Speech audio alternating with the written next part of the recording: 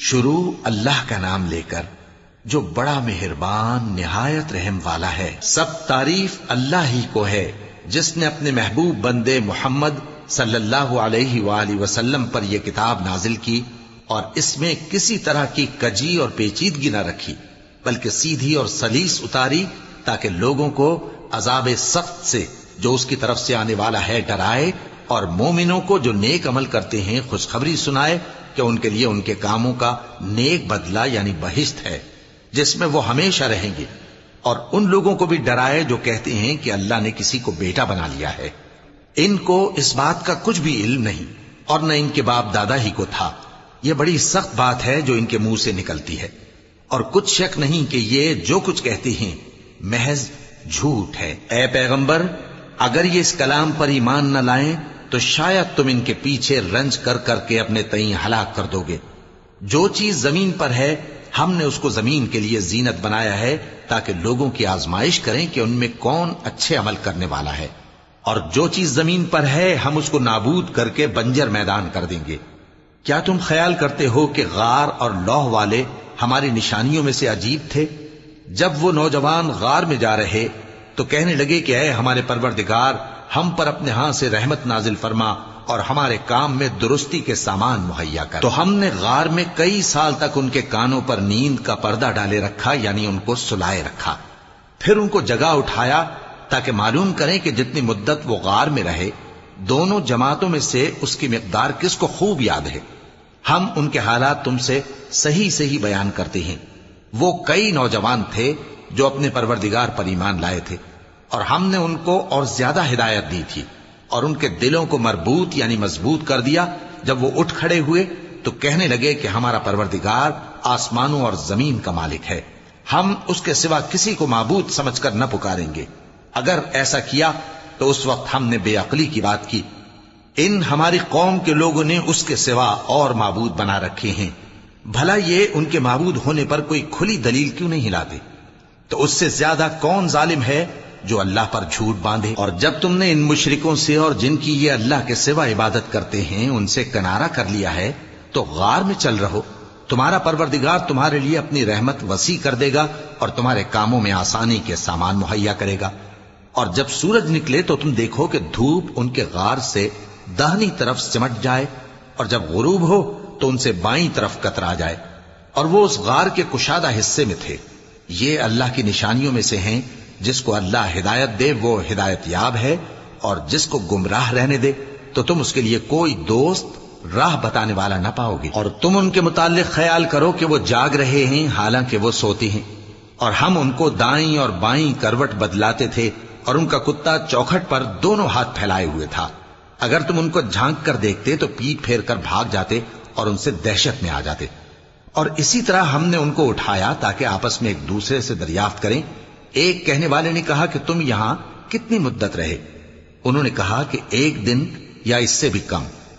انہوں نے کہا کہ جتنی مدت تم رہے ہو تمہارا پروردگار ہی اس کو خوب جانتا ہے، تو اپنے میں سے کسی کو یہ روپیہ دے کر شہر بھیجو، وہ دیکھے کہ نفیس کھانا کون سا ہے تو اس میں سے کھانا لے آئے، اور احتیاط سے آئے جائے اور تمہارا حال کسی کو نہ بتائے۔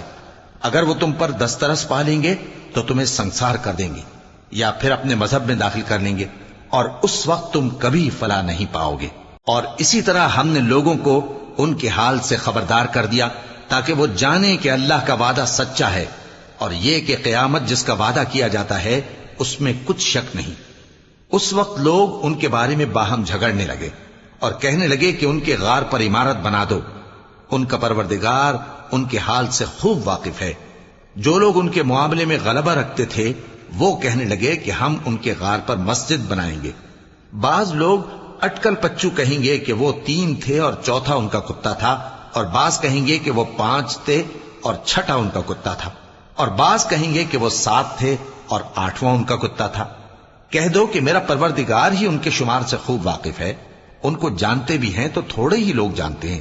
تو تم ان کے معاملے میں بحث نہ کرنا مگر سرسری سی بحث، اور نہ ان کے بارے میں ان میں سے کسی سے کچھ دریافت ہی کرنا، اور کسی کام کی نسبت نہ کہنا کہ میں اسے کل کر دوں گا، مگر انشاءاللہ کہہ کر یعنی اگر اللہ چاہے تو کر دوں گا۔ اور جب اللہ کا نام لینا بھول جاؤ تو یاد آنے پر لے لو۔ اور کہہ دو کہ امید ہے کہ میرا پروردگار مجھے اس سے بھی زیادہ ہدایت کی باتیں بتائے۔ اور اصحاب کہف اپنے غار میں 9 پر 300 سال رہے۔ کہہ دو کہ جتنی مدت وہ رہے اسے اللہ ہی خوب جانتا ہے، اسی کو آسمانوں اور زمین کی پوشیدہ باتیں معلوم ہیں، وہ کیا خوب دیکھنے والا اور کیا خوب سننے والا ہے۔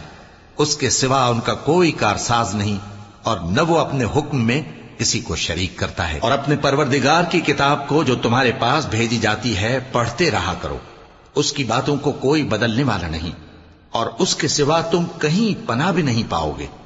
اور جو لوگ صبح و شام اپنے پروردگار کو پکارتے اور اس کی خوشنودی کے طالب ہیں، ان کے ساتھ صبر کرتے رہو، اور تمہاری نگاہیں ان میں سے گزر کر اور طرف نہ دوڑیں کہ تم دنیاوی زندگی کی رونقوں کے خواستگار ہو جاؤ۔ اور جس شخص کے دل کو ہم نے اپنی یاد سے غافل کر دیا ہے اور وہ اپنی خواہش کی پیروی کرتا ہے اور اس کا کام حد سے بڑھ گیا ہے، اس کا کہا نہ ماننا۔ اور کہہ دو کہ لوگوں، یہ قرآن تمہارے پروردگار کی طرف سے برحق ہے، تو جو چاہے ایمان لائے اور جو چاہے کافر رہے۔ ہم نے ظالموں کے لیے دوزخ کی آگ تیار کر رکھی ہے جس کی قناتیں ان کو گھیر رہی ہوں گی، اور اگر فریاد کریں گے تو ایسے کھولتے ہوئے پانی سے ان کی داد رسی کی جائے گی جو پگھلے ہوئے تانبے کی طرح گرم ہوگا اور جو ان کے چہروں کو بھون ڈالے گا۔ ان کے پینے کا پانی بھی برا اور آرام گاہ بھی بری۔ اور جو ایمان لائے اور کام بھی نیک کرتے رہے تو ہم نیک کام کرنے والوں کا اجر ضائع نہیں کرتے۔ ایسے لوگوں کے لیے ہمیشہ رہنے کے باغ ہیں جن میں ان کے محلوں کے نیچے نہریں بہ رہی ہیں، ان کو وہاں سونے کے کنگن پہنائے جائیں گے، اور وہ باریک دیبا اور اطلس کے سبز کپڑے پہنا کریں گے، اور تختوں پر تکیے لگا کر بیٹھا کریں گے۔ کیا خوب بدلہ اور کیا خوب آرام گاہ ہے۔ اور ان سے 2 شخصوں کا حال بیان کرو جن میں سے ایک کو ہم نے انگور کے 2 باغ عنایت کیے تھے اور ان کے گردا گرد کھجوروں کے درخت لگا دیے تھے اور ان کے درمیان کھیتی پیدا کر دی تھی۔ دونوں باغ کثرت سے پھل لاتے اور اس کی پیداوار میں کسی طرح کی کمی نہ ہوتی، اور دونوں میں ہم نے ایک نہر بھی جاری کر رکھی تھی، اور اس طرح اس شخص کو ان کی پیداوار ملتی رہتی تھی۔ تو ایک دن جبکہ وہ اپنے دوست سے باتیں کر رہا تھا، کہنے لگا کہ میں تم سے مال و دولت میں بھی زیادہ ہوں اور جتھے اور جماعت کے لحاظ سے بھی زیادہ عزت والا ہوں، اور ایسی شیخیوں سے اپنے حق میں ظلم کرتا ہوا اپنے باغ میں داخل ہوا۔ کہنے لگا کہ میں نہیں خیال کرتا کہ یہ باغ کبھی تباہ ہو، اور نہ خیال کرتا ہوں کہ قیامت برپا ہو، اور اگر میں اپنے پروردگار کی طرف لوٹایا بھی جاؤں تو وہاں ضرور اس سے اچھی جگہ پاؤں گا۔ تو اس کا دوست جو اس سے گفتگو کر رہا تھا کہنے لگا کہ کیا تم اس ذات سے کفر کرتے ہو جس نے تم کو مٹی سے پیدا کیا، پھر نطفے سے، پھر تمہیں پورا آدمی بنایا؟ مگر میں تو یہ کہتا ہوں کہ اللہ ہی میرا پروردگار ہے، اور میں اپنے پروردگار کے ساتھ کسی کو شریک نہیں کرتا۔ اور جب تم اپنے باغ میں داخل ہوئے تو تم نے ما شاء اللہ لا قوت الا باللہ کیوں نہ کہا؟ اگر تم مجھے مال و اولاد میں اپنے سے کمتر دیکھتے ہو تو عجب نہیں کہ میرا پروردگار مجھے تمہارے باغ سے بہتر عطا فرمائے، اور تمہارے اس باغ پر آسمان سے آفت بھیج دے تو وہ صاف میدان ہو جائے، یا اس باغ کی نہر کا پانی گہرائی میں اتر جائے تو پھر تم اسے تلاش نہ کر سکو، اور اس کے میووں کو عذاب نے آ گھیرا اور وہ اپنی چھتریوں پر گر کر رہ گیا، تو جو مال اس نے اس پر خرچ کیا تھا اس پر حسرت سے ہاتھ ملنے لگا اور کہنے لگا کہ کاش میں اپنے پروردگار کے ساتھ کسی کو شریک نہ بناتا۔ اس وقت اللہ کے سوا کوئی جماعت اس کی مددگار نہ ہوئی اور نہ وہ بدلہ لے سکا۔ یہاں سے ثابت ہوا کہ حکومت سب اللہ کی ہے، جو معبود برحق ہے وہی بہترین ثواب عطا کرنے والا اور بہترین انجام لانے والا ہے۔ اور ان سے دنیا کی زندگی کی مثال بھی بیان کر دو کہ وہ ایسی ہے جیسے پانی جسے ہم نے آسمان سے برسایا تو اس کے ساتھ زمین کی پیداوار مل کر نکلی، پھر وہ چورا چورا ہو گئی کہ ہوائیں اسے اڑاتی پھرتی ہیں، اور اللہ تو ہر چیز پر قدرت رکھتا ہے۔ مال اور بیٹے تو دنیا کی زندگی کی رونق و زینت ہیں، اور نیکیاں جو باقی رہنے والی ہیں وہ ثواب کے لحاظ سے تمہارے پروردگار کے ہاں بہت اچھی اور امید کے لحاظ سے بہت بہتر ہیں۔ اور جس دن ہم پہاڑوں کو چلائیں گے اور تم زمین کو صاف میدان دیکھو گے اور ان لوگوں کو ہم جمع کر لیں گے تو ان میں سے کسی کو بھی نہیں چھوڑیں گے، اور سب تمہارے پروردگار کے سامنے صف باندھ کر لائے جائیں گے، تو ہم ان سے کہیں گے کہ جس طرح ہم نے تم کو پہلی بار پیدا کیا تھا اسی طرح آج تم ہمارے سامنے آئے، لیکن تم نے تو یہ خیال کر رکھا تھا کہ ہم نے تمہارے لیے قیامت کا کوئی وقت مقرر ہی نہیں کیا، اور اعمال کی کتاب کھول کر رکھی جائے گی تو تم گناہگاروں کو دیکھو گے کہ جو کچھ اس میں لکھا ہوگا اس سے ڈر رہے ہوں گے، اور کہیں گے ہائے شامت، یہ کیسی کتاب ہے کہ نہ چھوٹی بات کو چھوڑتی ہے نہ بڑی کو، کوئی بات بھی نہیں مگر اسے لکھ رکھا ہے، اور جو عمل کیے ہوں گے سب کو حاضر پائیں گے، اور تمہارا پروردگار کسی پر ظلم نہیں کرے گا۔ اور جب ہم نے فرشتوں کو حکم دیا کہ آدم کو سجدہ کرو تو سب نے سجدہ کیا مگر ابلیس نے نہ کیا، وہ جنات میں سے تھا تو اپنے پروردگار کے حکم سے باہر ہو گیا۔ کیا تم اس کو اور اس کی اولاد کو میرے سوا دوست بناتے ہو، حالانکہ وہ تمہارے دشمن ہیں، اور شیطان کی دوستی ظالموں کے لیے اللہ کی دوستی کا برا بدل ہے۔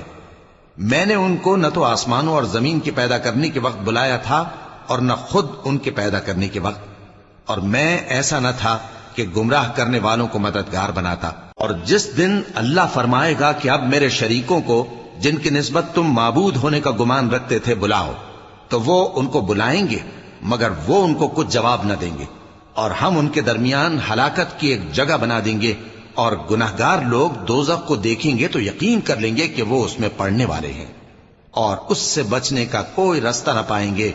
اور ہم نے اس قرآن میں لوگوں کے سمجھانے کے لیے طرح طرح کی مثالیں بیان فرمائی ہیں، لیکن انسان سب چیزوں سے بڑھ کر جھگڑالو ہے۔ اور لوگوں کے پاس جب ہدایت آ گئی تو ان کو کس چیز نے منع کیا کہ ایمان لائیں اور اپنے پروردگار سے بخشش مانگیں، بجز اس کے کہ اس بات کے منتظر ہوں کہ انہیں بھی پہلوں کا سا معاملہ پیش آئے یا ان پر عذاب سامنے سے آ جائے۔ اور ہم جو پیغمبروں کو بھیجا کرتے ہیں تو صرف اس لیے کہ لوگوں کو اللہ کی نعمتوں کی خوشخبریاں سنائیں اور عذاب سے ڈرائیں، اور جو کافر ہیں وہ باطل کی مدد سے جھگڑا کرتے ہیں تاکہ اس سے حق کو پھسلا دیں، اور انہوں نے ہماری آیتوں کو اور جس چیز سے ان کو ڈرایا جاتا ہے اسے ہنسی بنا لیا ہے۔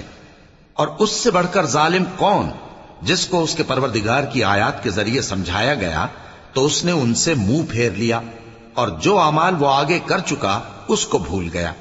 ہم نے ان کے دلوں پر پردے ڈال دیے کہ اسے سمجھ نہ سکیں، اور کانوں میں ثقل پیدا کر دیا ہے کہ سن نہ سکیں، اور اگر تم ان کو رستے کی طرف بلاؤ تو کبھی رستے پر نہ آئیں گے، اور تمہارا پروردگار بخشنے والا صاحب رحمت ہے۔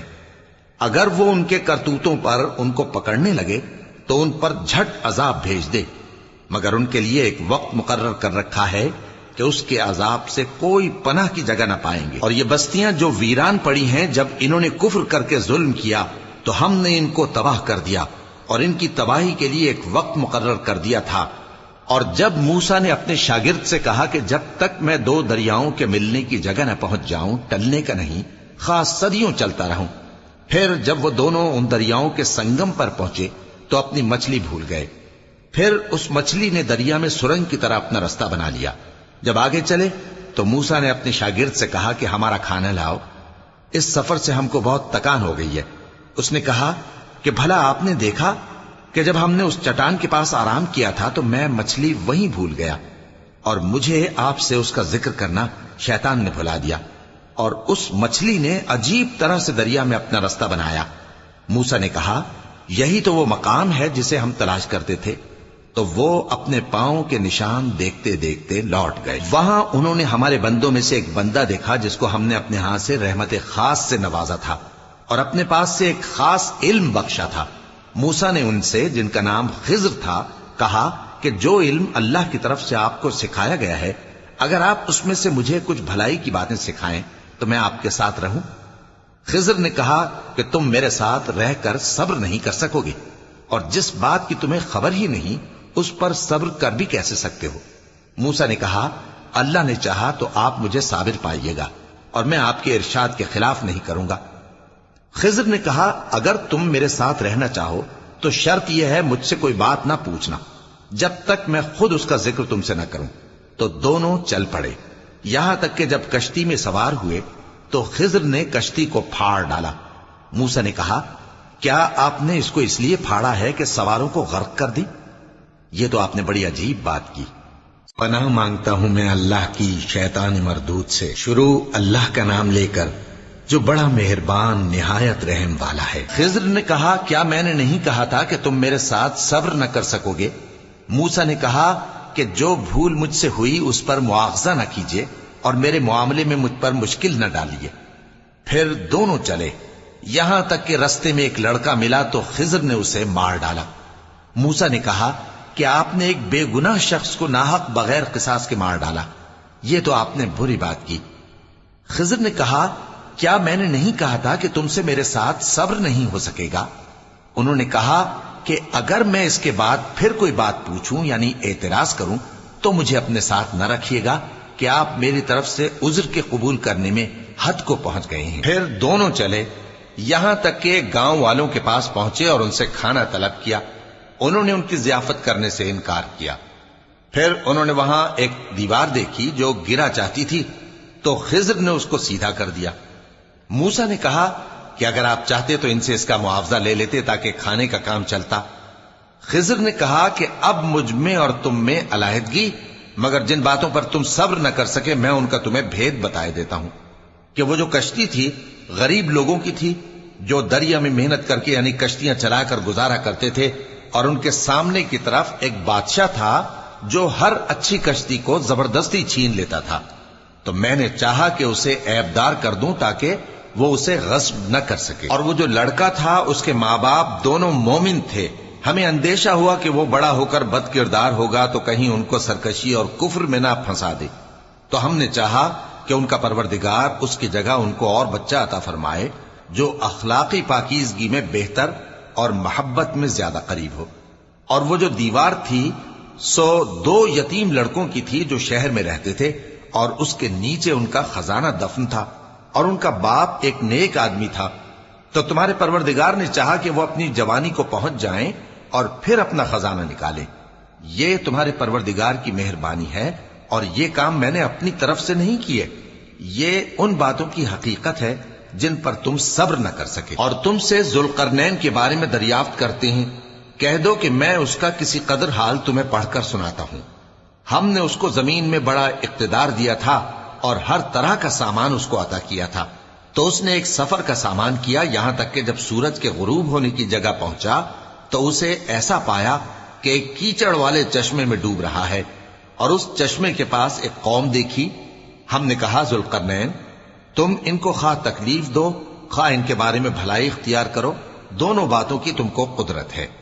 ذوالقرنین نے کہا کہ جو کفر و بد کرداری سے ظلم کرے گا اسے ہم سزا دیں گے، پھر وہ اپنے پروردگار کی طرف لوٹایا جائے گا تو وہ بھی اسے بڑا عذاب دے گا، اور جو ایمان لائے گا اور عمل نیک کرے گا اس کے لیے بہت اچھا بدلہ ہے، اور ہم اپنے معاملے میں اس سے نرم بات کہیں گے۔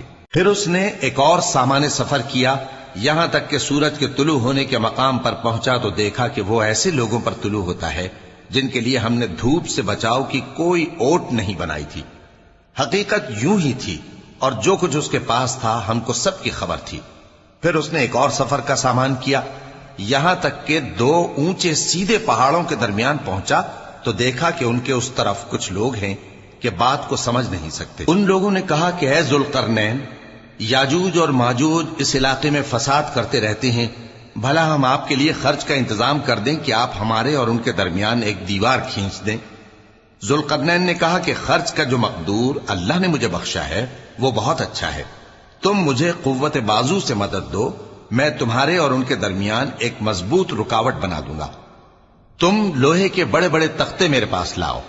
چنانچہ کام جاری کر دیا گیا، یہاں تک کہ جب اس نے دونوں پہاڑوں کے درمیان کا حصہ برابر کر دیا اور کہا کہ اب اسے دھوکو، یہاں تک کہ جب اس کو دھونک دھونک کر آگ کر دیا تو کہا کہ اب میرے پاس تانبا لاؤ کہ اس پر پگھلا کر ڈال دوں۔ پھر ان میں یہ قدرت نہ رہی کہ اس پر چڑھ سکیں، اور نہ یہ طاقت رہی کہ اس میں نقب لگا سکیں۔ بولا کہ یہ میرے پروردگار کی مہربانی ہے، پھر جب میرے پروردگار کا وعدہ آ پہنچے گا تو اس کو ڈھا کر ہموار کر دے گا، اور میرے پروردگار کا وعدہ سچا ہے۔ اس روز ہم ان کو چھوڑ دیں گے کہ روئے زمین پر پھیل کر ایک دوسرے میں گھس جائیں گے، اور سور پھونکا جائے گا تو ہم سب کو جمع کر لیں گے، اور اس روز ہم جہنم کو کافروں کے سامنے لائیں گے جن کی آنکھیں میری یاد سے پردے میں تھیں اور وہ سننے کی طاقت نہیں رکھتے تھے۔ اب کیا کافر یہ خیال کرتے ہیں کہ وہ میرے بندوں کو میرے سوا اپنا کارساز بنائیں گے تو میں خفا نہیں ہوں گا؟